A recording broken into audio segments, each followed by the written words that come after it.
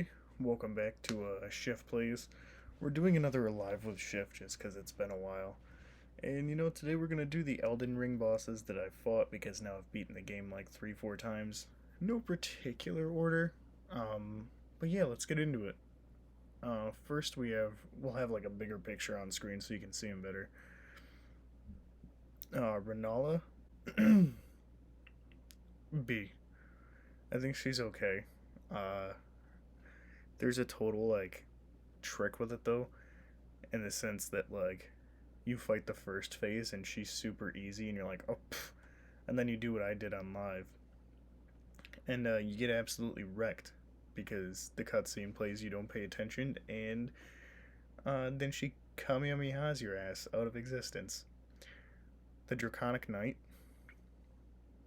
you see, it's okay, but like the stronger you get and the more you get familiar with like Ashes of War and weapon signature moves, he just gets super easy and he's more of a roadblock than a boss. I thought he was okay, um, but the more I play it, the more he just becomes like a sidestep in the journey. I'm on my third playthrough right now, getting really close to being on my fourth. The Elden Beast, it would give him a B. It's a really cool looking boss. I think he's super easy though. I think the only like his attacks are all really slow, so they're pretty easy to dodge. Um, I think the only thing about him that makes him like tough is because he has a ton of health, like an insane amount of health. Fire Giant, D. Can't stand it. Literally the only boss that each time I go through a playthrough, I'm like, all right, I avoid him as long as possible each time. What is this one?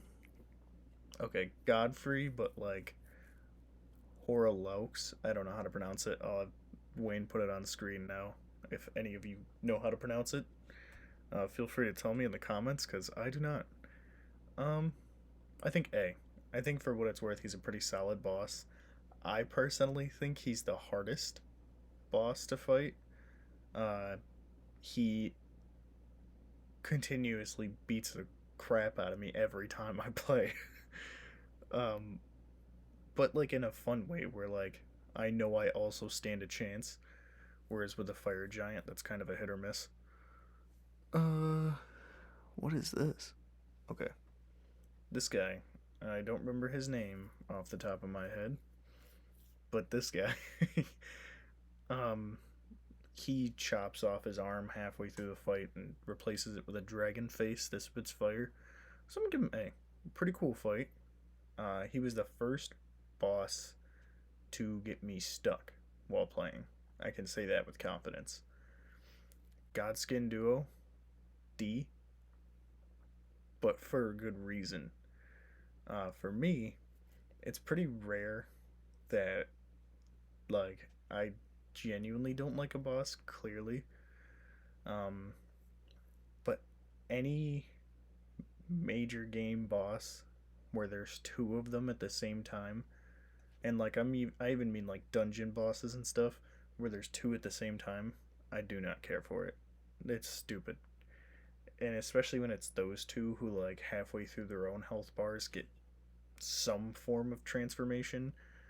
The smaller dude can like stretch super far and the big dude like inflates himself. It's annoying. Golden Godfrey, I think deserves at least a B because it gives you a pretty good headset of his move set. Not the full one because halfway through um, Horalaux's fight, he like rips off his skin and becomes like a WWE wrestler. And what I mean by that is he'll straight up like pick you up by like that thing that wrestlers do where like they've got your legs over their shoulder and they slam you on the ground. He does that but from like 40 feet in the air, and it sucks. Malekith, I think he deserves an A. I really didn't like his boss at first. He took me almost as long as a fire giant. But the more that I play the game and fight him, the more his fight grows on me because it is pretty cool. Like his move set's pretty dope. Um, it's very hard to dodge a lot of the things he does, but he is pretty dope. I'm starting to enjoy his fight more.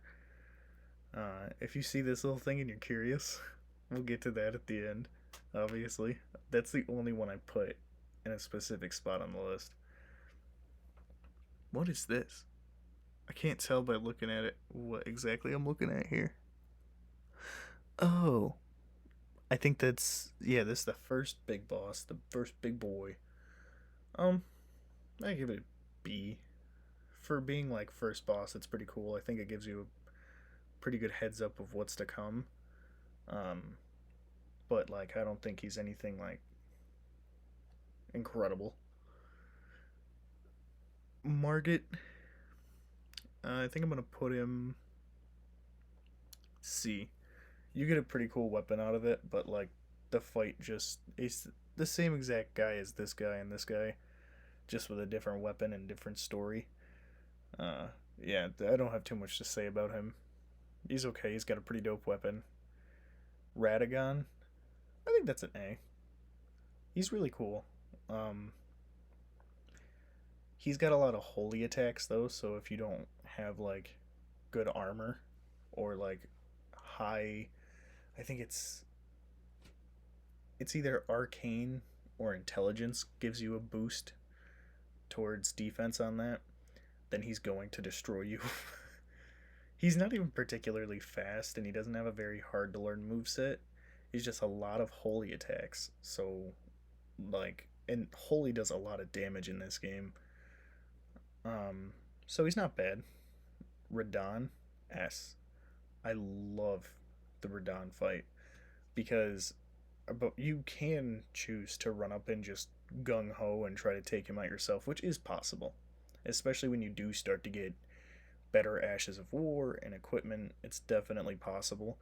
But it's super fun because you can also choose to summon a bunch of the people who he's killed throughout his, warriorship to aid you in the fight. And it's like a full on little battle, and it's dope. That's one fight I look forward to each playthrough.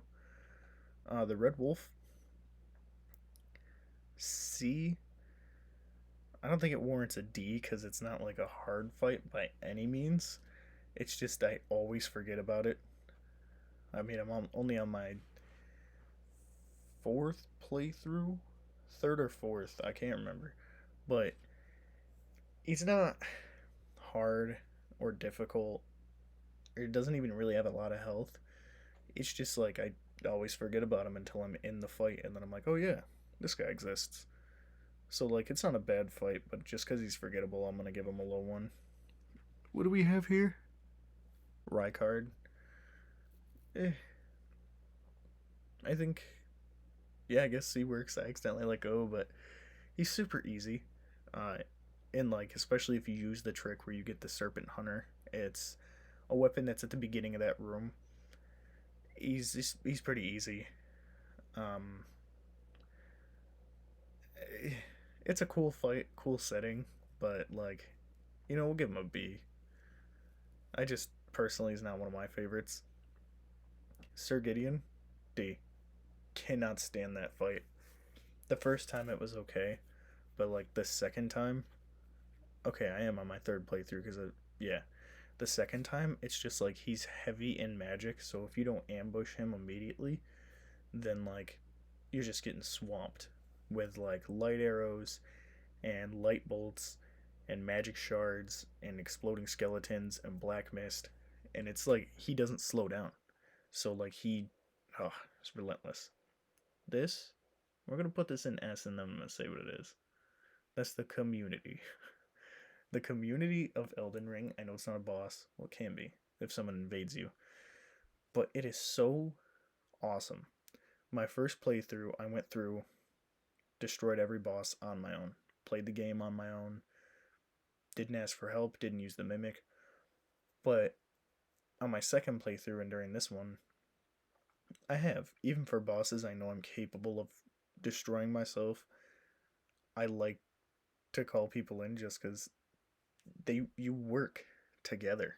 And like, it's hard to explain. I'll have to show you guys in the live. But like, you really do work together with the people. And like, you bow at them and they'll bow back in the beginning, like before you guys do anything. And then when you get to the gate, uh, like you have to traverse a mist to get to boss fights. That you don't just walk in most of the time. And everyone will sit there, and before you go in, uh, you wait a second, and like you'll see people boosting not only themselves, but they'll use things that boost the entire trio, because you can get up to two helpers at a time. And like in the fights, you have people who use magic who stand back and do that, and people who are melee builds like me who run in and attack. And you'll see like usually the magic people will start throwing whatever at the boss, and then the boss will look at them and start to charge them, and that's when the melee builds come in and beat up the boss, and they back off because they have the boss's attention. The magic guy sweeps in, and then afterwards you'll see people using the emotes to like rally cry or bow or like point like you're the man, and it's so much fun. It's so cool. I think it's the only gaming community I've ever been a part of that like was genuinely good spirited. Uh, it's just really nice. I love it. I'm gonna have to do it on the live because it is a lot of fun. And how it basically works is you can put down a little message by summoning pools, which are these little statues before boss fights, to let people know, like, hey, if you need help, like, call on my sign. It'll have their little message in gold. You can summon them, and they'll jump into your game to help you with the boss. And you can do the same for other people. So, like, it's real people most of the time, and it's super inviting and fun. I love every moment of it. So now, like, anytime I can call upon somebody, I do. Just because, like, to actually have a team in a game like this is not only fun, but it feels rewarding in a way. Like, everybody plays their part. I don't know how many times I've gone into a boss fight with a mage, and, like, I'll have low health, and they'll come out of nowhere and use a magic, the blessing of the Erd Tree, or, like, healing of the Erd Tree, to heal me so I don't have to use a health vial.